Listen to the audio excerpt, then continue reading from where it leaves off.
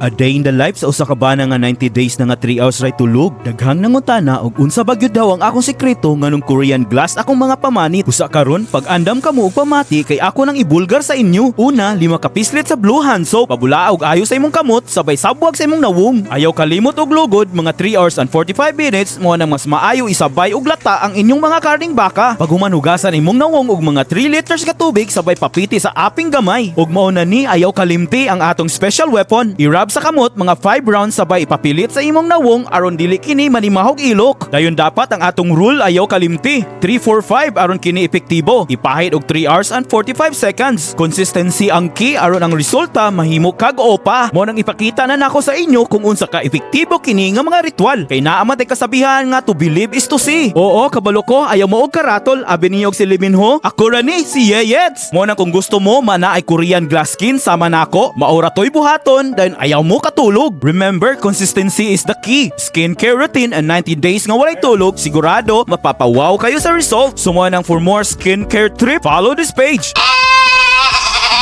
Sumora to, good night, see you tomorrow.